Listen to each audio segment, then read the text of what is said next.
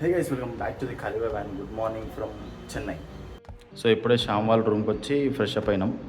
ఇప్పుడు నేను కాలభైరవ టెంపుల్కి వెళ్తా. శ్యామ్ వాడు ఏదో పని ఉందంట, వాడు అది చూసుకుని వస్తాడు.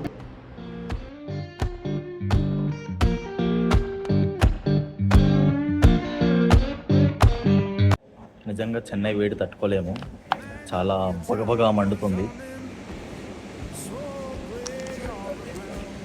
కోక్ తాగుతుంటే ప్రాణం వెళ్ళిపోతుంది. చూడండి, బర్గర్ దాంట్లో ఐస్ క్యూబ్స్ తీసేస్తున్నాడు కోక్ నుంచి. తెలుసు కదా, శ్యామ్ గజనీ బాయ్.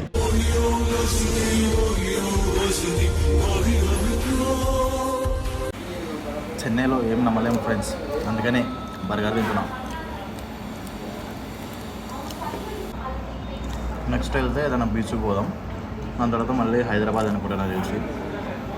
గైస్, మేము మెయిన్ రీజన్ చెన్నై రావడానికి ఇదిగోండి ఈ కీబోర్డ్. ఇప్పుడు హైదరాబాద్ తీసుకెళ్ళాలన్నమాట. శ్యామ్ గారు కీబోర్డ్ నేర్చుకుంటున్నాడు, వాళ్ళ ఇంట్లో కూడా తెలియదు. మీకు కొంచెం రీసౌండ్ వస్తున్నట్టుంది, రూమ్ అంతా ఖాళీగా ఉంది కదా. సో ఇప్పుడు ఆ కీబోర్డు వాడు కొంచెం లగేజ్ ఉంది, అదంతా ప్యాక్ చేసుకుని ఈరోజు పోవాలి.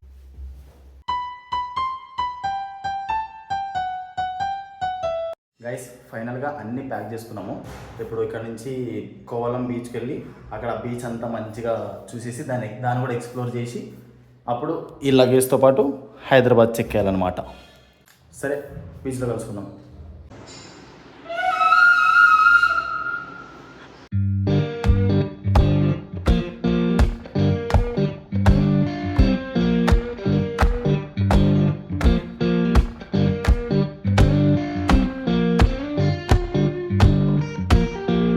గైస్, ఇప్పుడే కోవలం బీచ్ దగ్గరికి వచ్చాము. బీచ్ అయితే నెక్స్ట్ లెవెల్ ఉంది.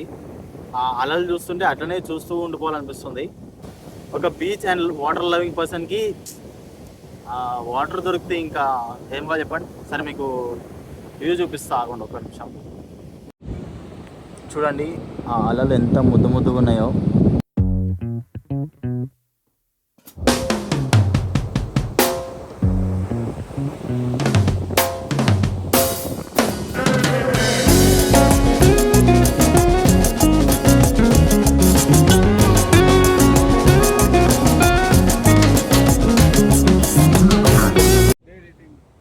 గైస్, ఇప్పుడే బీచ్ దగ్గర చూడండి, బీచ్ చాలా మంచిగా చూసారు కదా.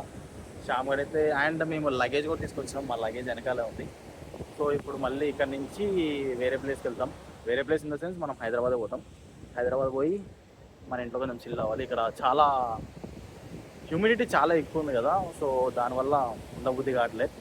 అండ్ బీచ్ అయితే మస్తు అంటే మస్తు ఉంది, నెక్స్ట్ లెవెల్. చూడండి అసలు, చూసుకోండి బీచ్.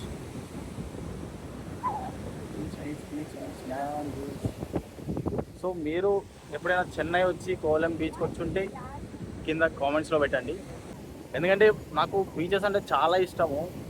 నేను ఇప్పుడు దాకా వెళ్ళింది ఆర్కే బీచ్ ఒక్కటే, అది కూడా మన విశాఖపట్నంలో ఉంటుంది కదా, ఆర్కే బీచ్ ఒక్కటే వెళ్ళిన. అండ్ ఇది చెన్నై బీచ్ ఫస్ట్ టైం వస్తున్నా నేను. ఇప్పుడు వెళ్ళిపోవాలి, ఇంకా 7 అవుతుంది టైం, నైట్ అయిపోయింది, లైట్ కూడా ఏం లేదు. ఏమన్నా తినేసి ఇక్కడ నుంచి స్టార్ట్ అయిపోతాం. ఎట్లా వస్తాం అది కూడా తెలియదు. హైదరాబాద్కి బస్సు బుక్ చేయలేదు. శ్యామ్ గడ్ అంటున్నాడు లారీలో పోదాం లేదా చూద్దాం అని అంటున్నాడు. వెళ్ళిపోవడం ఎట్లన్నా వెళ్ళిపోవచ్చు, అది ఇది అంటున్నాడు శ్యామ్ గడ్. చూద్దాం, ఒకసారి మళ్ళీ లాస్ట్లో ఒకసారి బీచ్ వ్యూ అయితే చూసేయండి ఒకసారి. మెయిన్ కానీ నైట్ కాబట్టి కొంచెం మీకు లైటింగ్ తక్కువ ఉంది కాబట్టి ఇట్లా కనిపిస్తుంది. లేదా మార్నింగ్ అయితే మంచిగా ఉంటుంది అనుకుంటున్నా. అసలు హైదరాబాద్లో ఉన్నంత సుఖం ఏడా లేదని నా ఎక్స్పీరియన్స్, నేను అట్లా అనుకుంటున్నా. మీరేమంటున్నారో కింద కామెంట్స్లో పెట్టండి. అండ్ మేము ఎట్లా వెళ్తున్నాం మొత్తం అడ్వెంచర్తో వెళ్ళాలనుకుంటా హైదరాబాద్కి. ఎస్, బస్సులో వెళ్తే హ్యాపీ, బస్సు లేకపోతే శ్యామయ్య సారీ అన్నాడు, అది చూడాలి. మరి సిగ్గుపడుతున్నాడు వీడియోలో పడకుండా, గుండు చేయించున్నాడు కదా, అంటే ఐ మీన్ ఆ కటింగ్ అట్లా ఉంది, దానివల్ల వాడు సిగ్గుపడుతున్నాడు. సరే, తినేటప్పుడు కలుసుకుందాం.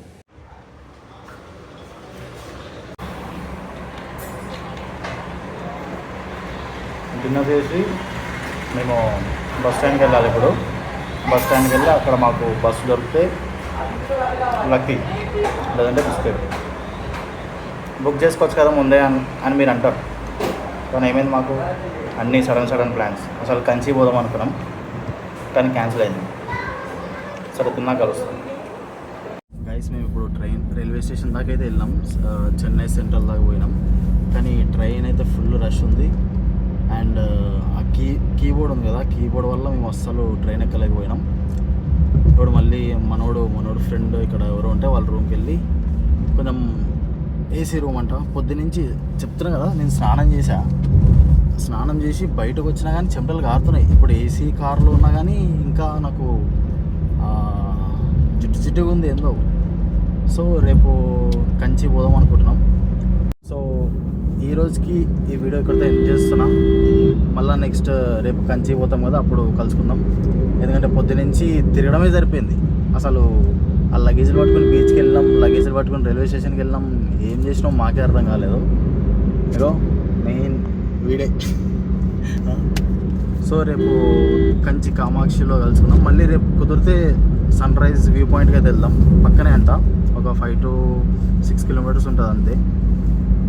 రేపు చూద్దాం. ఓకే.